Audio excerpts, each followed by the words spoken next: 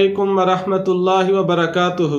उम्मीद है मेरे तमाम अहबाब और मेरी तमाम माँ बहनें खैर व आफियत से होंगी। रब ताला आपको खुश व खुरम रखे।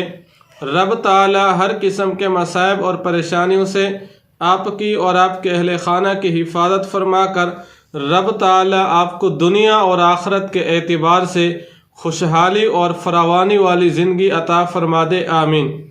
आज आप हजरात की खिदमत में या वदूदु का ताकतवर रूहानी तूफ़ानी जलाली वजीफ़ा लेकर हाजिर हुआ हूँ। गोया कि आप यूँ समझ लीजिए कि रूहानी असबाक में से, रूहानी वज़ाइफ में से एक अहम सबक आपकी खिदमत में लेकर हाजिर हुआ हूँ।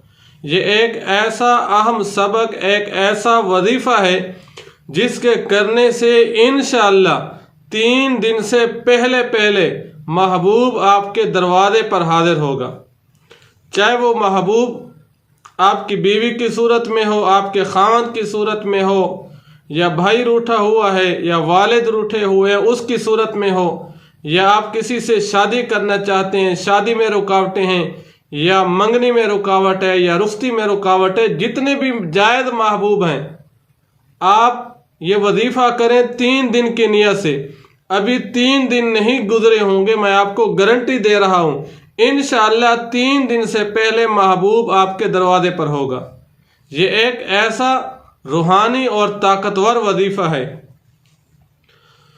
तो जब भी अल्लाह रब्बुल इज़्ज़त से हम दुनिया मांगे, दुनिया की कोई भी चीज़ मांगे, तो दुनिया के साथ साथ हमें अल्लाह रब्बुल इज़्ज़त से आखिरत भी मांगनी चाहिए।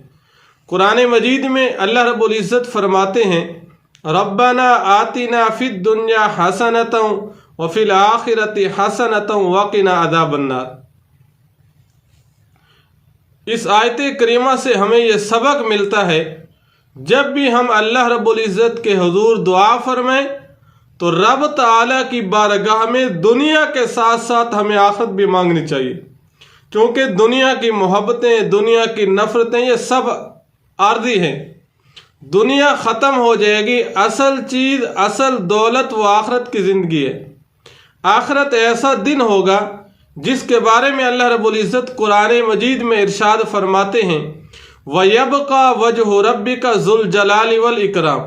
फरमाया, लोगों एक वक़्त ऐसा भी आएगा पूरी कायनात ख़त्म हो जाएगी, सिर्फ रब ताला का नाम बाकी होगा, रब की ज़ात बाकी होगी, बाकी सब कुछ फना हो जाएगा। इसलिए जब भी हम अल्लाह रब्बुल इज़्ज़त के हुज़ूर दुआ फरमाएं, अल्लाह के सामने आहुजारी फरमाएं, दुनिया के साथ साथ हमें आखिरत भी मांगनी चाहिए और दुनिया के मुकाबले में हमें आखिरत को तरजीह देनी चाहिए। तो वो वजीफ़ा करने से पहले आपने इन शराइत का ख्याल रखना है। पहली शर्त यह है, 5 नमाजों की आपको पाबंदी करनी होगी। हर मुसलमान पर 5 नमाजें हर हालत में फ़र्ज हैं।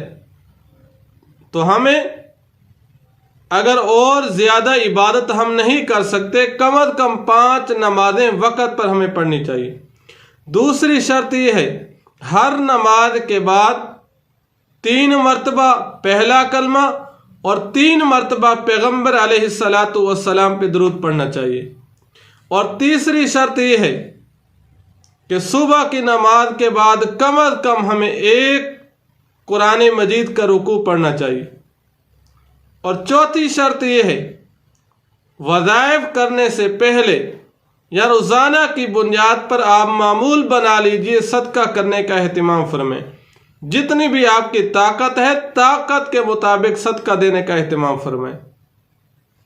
वो वजीफ़ा या वदूदु का निहायत ताकतवर रूहानी तूफ़ानी और जलाली वजीफ़ा है। तरतीब कुछ इस तरह से है, सुबह की नमाज के बाद मुसल्ला रसूल पे जाए नमाज पे बैठकर नमाज पढ़ने के बाद शुरू में 11 मरतबा पैगम्बर अलैहिस्सलातु वस्सलाम पे आपने दुरूद पढ़ने। दुरूद शरीफ पढ़ने के बाद फिर 11 मरतबा एक ही सांस में या वदूद पढ़ने, एक ही सांस में या वदूद पढ़ने। फिर एक ही सांस में 11 मरतबा या वदूद पढ़ने के बाद फिर दूसरी मरतबा फिर एक सांस में या वदूद 11 मरतबा पढ़ने। پھر اسی طرح تیسری مرتبہ پھر 11 مرتبہ ایک سانس میں یا ودود پڑھنا ہے، پھر اسی طرح چوتھی اور 5 مرتبہ آپ نے یہ عمل کرنا ہے، یعنی ہر ایک مرتبہ 11 مرتبہ پڑھنا ہے اور ایک سانس میں پڑھنا ہے۔ یہ پڑھنے کے بعد پھر 3 مرتبہ سورۃ الکوثر ایک سانس میں پڑھنی ہے، انا اعطیناک الکوثر فصل لربک وانحر ان شانئک هو الابتر۔ ایک مرتبہ پہلی مرتبہ ایک سانس میں 3 مرتبہ پڑھنا ہے، پھر دوسری مرتبہ 3 مرتبہ ایک سانس میں پڑھنا ہے، پھر تیسری مرتبہ بھی یہی ترتیب ہے۔ یہ پڑھنے کے بعد پھر 41 مرتبہ سورۃ فاتحہ جو ہم ہر نماز میں پڑھتے ہیں، الحمدللہ رب العالمین، یہ مکمل ہم نے 41 مرتبہ پڑھنی ہے۔ یہ پڑھنے کے بعد پھر 11 مرتبہ پیغمبر علیہ السلام پہ درود شریف پڑھنا ہے۔ درود شریف پڑھنے کے بعد رب تعالیٰ کے حضور ہم دعا فرمائیں گے۔ 3 دن آپ نے ایک ہی جگہ مختص کرنی ہے، ایک ہی وقت مختصر کرنا ہے۔ انشاءاللہ 3 دن کی نیت سے آپ نے وظیفہ کرنا ہے، اور 3 دن سے پہلے انشاءاللہ محبوب آپ کے گھر پر حاضر ہوگا۔